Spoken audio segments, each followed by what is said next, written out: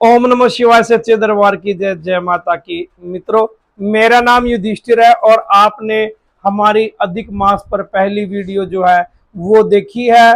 अब हम आपको उसके विषय में और थोड़ी सी रोचक जानकारी दे देते हैं। ये जानकारी आपके लिए बहुत महत्वपूर्ण है क्योंकि इस मास का धार्मिक दृष्टिकोण से बहुत महत्व है और धार्मिक दृष्टिकोण होने के कारण हमारे घरों में, हमारे परिवारों में इसे बहुत पवित्रता के साथ पूजा जाता है। जी हाँ, इस मास का महत्व जो है वो दूसरे महीनों से अधिक हो जाता है। इसका कंपैरिजन हम सामान्य मास के साथ नहीं ले सकते। तो आइए हम शुरू करते हैं आज की वीडियो को। अगर आपने अभी तक हमें YouTube पर सब्सक्राइब नहीं किया है तो फटाफट से सब्सक्राइब तो कीजिए ताकि आपको आने वाली वीडियोस की नोटिफिकेशन मिल सके। फॉलो कीजिए हमें फेसबुक के ऊपर, इंस्टाग्राम के ऊपर, टाइप कीजिए पुष्करना समाज युवा मंच इंटरफेस आएगा और हमें सपोर्ट कीजिए। है कि सबसे पहली बात तो यह है कि इस मास के अंदर सूर्य की संक्रांति ही नहीं होती, तो इसे मलमास बोलते हैं। इसी वजह से इसके अंदर कोई धार्मिक कार्य नहीं होते। लेकिन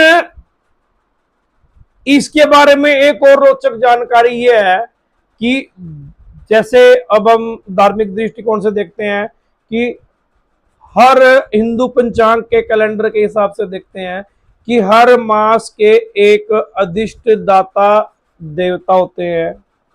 हर मास का एक नक्षत्र होता है और उसके हिसाब से हमारी सनातन संस्कृति में ये महीने एडजस्ट हुए हुए हैं। परंतु कहते हैं कि जब इस मास की बारी आई, जिसको अधिक मास नाम दिया गया, इस अधिक मास का कोई भी देवता स्वामित्व स्वीकारने के लिए तैयार नहीं हुआ। तब प्रभु ने अपना नाम दिया पुरुषोत्तम। भगवान प्रभु श्री हरि का नाम, अवतारी पुरुष का नाम क्या है? पुरुषोत्तम। और पुरुषोत्तम नाम, अपना नाम इन्हें देकर इनको पवित्र कर दिया। ये भक्ति का सर्वोत्तम साधन माना जाने लगा क्योंकि इसके साथ देव जुड़ गए, परमात्मा जुड़ गए, ईश्वर जुड़ गए, श्री जुड़ गए। और जिसके साथ श्री जुड़ जाते हैं वो अपने आप में पवित्र हो जाता है।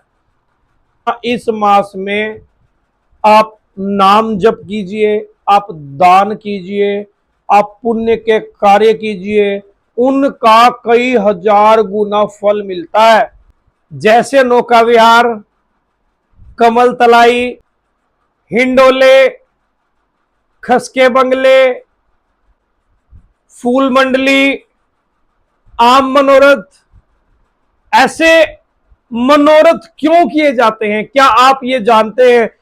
फूलों की सांझी, सावन भादो, कली के श्रृंगार, कली के श्रृंगार, कलियां डालना हमारे पुष्करना बिरादरी के अंदर कलियां डालना बहुत फेमस है ना दोस्तों? क्या आप जानते हैं कि भगवान को प्रसन्न करने के लिए ये मनोरथ क्यों किए जाते हैं? क्योंकि ये जो मास है उष्ण काल के अंदर आता है, उष्ण के अंदर आता है।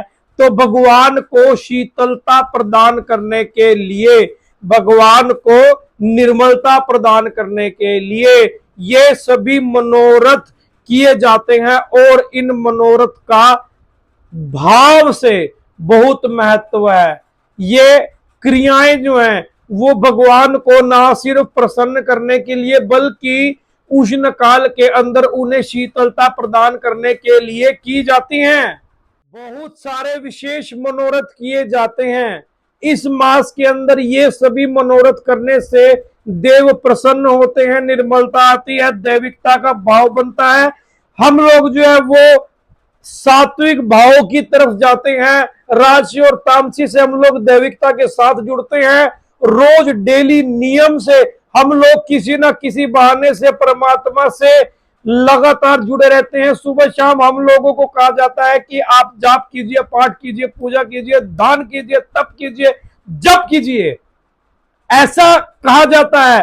और इस काल को जो है वो देव ने, भगवान ने, श्री हरि ने, परमात्मा ने, श्रीनाथ जी ने अपना संग देके इसको और पवित्र कर दिया।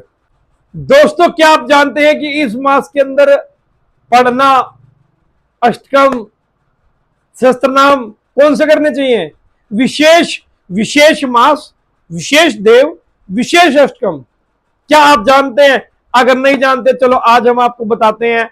इस मास में यमुनाष्टक का पाठ किया जाता है। पुरुषोत्तम सहस्त्र नाम का पाठ इस माह के अंदर विशेष तौर पर किया जाता है। श्री कृष्णाय शरणम मम, श्री कृष्णाय शरणम मम, श्री कृष्णाय शरणम मम। ये जाप जो है हम लोगों ने लगातार करना है, करते रहना है, और हमने दैविकता के साथ, परमात्मा के साथ एक पवित्र रिश्ता बना के रखना है। आपको ये जानकारी कैसी लगी हमें कमेंट बॉक्स में जरूर बताना। ओम नमो शिवाय, सच्चे दरबार की जय।